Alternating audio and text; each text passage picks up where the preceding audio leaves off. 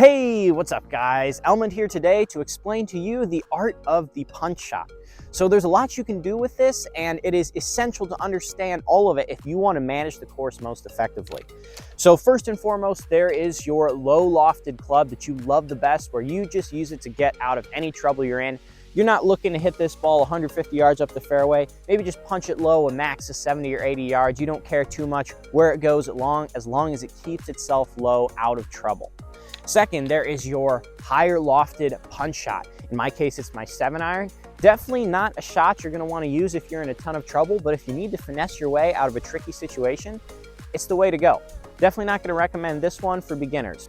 Finally, I got my hybrid, which I use to hit the ball farthest, but I can still gain some control over the club.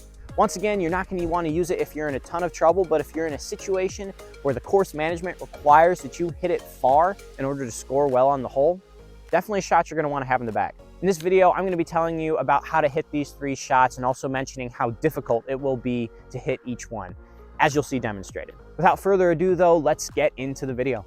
I'm going to start with the simplest possible way, which is just taking a club you like that's low lofted, like your 4-iron or your 5-iron or your 6-iron. In my case, it's my 4-iron. What you basically want to do is just make sure that it comes out low. You're not too concerned with how far it's going to be going. In fact, often you're going to just take a shorter shot because you're laying up a lot of the times when you're hitting the punch shot. So what we're going to do is just line this thing right here. And as you can see, it kind of got a tree in the way. What I want to do is get it under those tree branches there. So normally I would line up my 4-iron like this, but instead what I'm going to do is I'm going to put this way back in the stance, and I'm almost going to treat this like a chip shot, because I'm going to angle my feet off that way, and I'm really going to get the face from like here to here. I'm really going to get it down. A lot of times this will come out with a little draw. You'd like to go straight, but if it comes out with a little draw, that's fine. And the key with these shots right here is you want to come back and forth really smooth, just like you would with a regular shot. So as a caddy, I see what a lot of golfers do is they like to take it back and then quick. Right? They release it quick on the punch shots, even if their normal swing is pretty good. We don't want to do that. We just want to back and forth. Boom. So that thing probably went right about 80 yards or so. It came out a little bit left, but it went really, really low, right? That didn't even really test the tree branches there. So we'll do another one just to prove that I didn't get lucky on that one. I wanted to go out a little straighter this time. So what I'm going to do is really try to get the pacing right like that, turn my face over, but I want to release a little bit more to right field. Not literally, right field's way too far out there. It's going to be left field for that baseball diamond, but right field for the golfs, I give up. Really good tempo is the key. Boom. See, that one didn't go as far as the last one even, but it went right where I wanted, and it's out safe, ready for the next shot we want to take. So obviously with this branch as low as it is, you're not going to be able to do a ton with it unless you practice the shot a lot, and I most definitely do not. Especially because it's kind of the middle of winter right now. But this 4-iron right here is your general shot you're going to want to use. Just take your 4-iron, 5-iron, 6-iron, and you can set up next to a tree like this and just play that. Play it like it's a chip shot and hit down on the ball. The face must be closed and down in order to keep it as low as you want it to go. I'm a caddy, so I see a lot of golfers come through, and one common mistake that they make is they like to choose a higher lofted club thinking that it's going to gain them more control. There's no point in really trying to de-loft a 7 or 8 iron when you could just take your 4-iron and punch out, and 95% of the time the result is going to be better.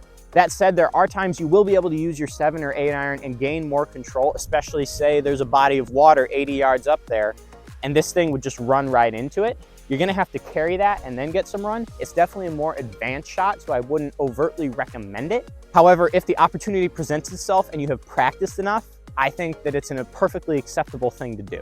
So here's the 7-iron right here, and obviously I don't love it for this situation. What I'm going to say is that I don't need to keep it quite as low as I have the last couple times, and I just want this thing to carry a little more and roll a little less, right? So what I'm still going to do is come down through the ball, and honestly, you have to really trust the club on this. If you can't trust the club, this is definitely not the shot for you, right? It's really important, both for the sake of the shot and for the sake of our health and safety so we don't get hit, that we're able to keep this as low as we need to and trust the club to do the lofting and not do it ourselves. Once again, nice and smooth, down through the ball, face closed. Woohoo! So as you may or may not be able to tell, that thing definitely carried a lot farther. It would have carried a water source that was 70, 80 yards, whereas the 4-iron definitely would not have. So one other thing you might want to have in the arsenal is the ability to just roughly shape it one way or the other. If you can, on command, hit a fade reliably or hit a draw reliably and start it out on a path and curve it, that's going to save you a lot of strokes over your lifetime because you're going to be able to put the ball in better places, and course management is key. So as you can see, I actually have my hybrid here opposed to my 4-iron. This is a lower lofted club because I'm going to be playing a fade here. I want to keep it low still, but I want the fade. And because of that, I'm going to have to cut across it in a way that's going to make it so that the face isn't quite as down as I'd like it to be, which is why I have to use the lower lofted club. I'm having kind of a weird action where I want the face pointed in a certain direction. I want to come across it, but I still want to think about hitting down, having the face de-lofted down into the ball. We still want that face angled straight towards center field / left field over there, because where the face is angled, that's where the ball will start. So what ended up happening there is it did stay low enough, but it barely cut, just a little bit of cut in there. So the cut's gonna be the hardest shot to hit if you are keeping it low, just because of the mechanic. So that's why I usually stick to that draw when I'm playing my punch shots. However, it is good to be able to, for example, there, it came out low, but then it got higher and tailed a little bit off that way. When that thing hit the ground is when it did start going toward the right. Those are the basic things you're gonna need to know about the punch shots. Definitely start with that first one with the 4-iron or whatever club you prefer, and just kind of chip it out. Start with just getting it under the tree, for Pete's sake, because you want the feel of having that ball come out low. A lot of people are gonna try to swing too hard. The thing's gonna pop into the tree, shoot right back at them, and you're gonna die. Get good at keeping that thing low, and then the rest will follow as you learn how to control the spin, control the launch angle, depending on what club you're using, whether it be that 4-iron, 7-iron, 3 hybrid, or whatever you feel you can control the ball best with. If you get the chance, go check out the other golf content and other stuff that we got on the channel. And if you're planning on sticking around, please subscribe, because more stuff will be coming out very soon. I'd like to thank you very much for watching, and I will see you over in the next one.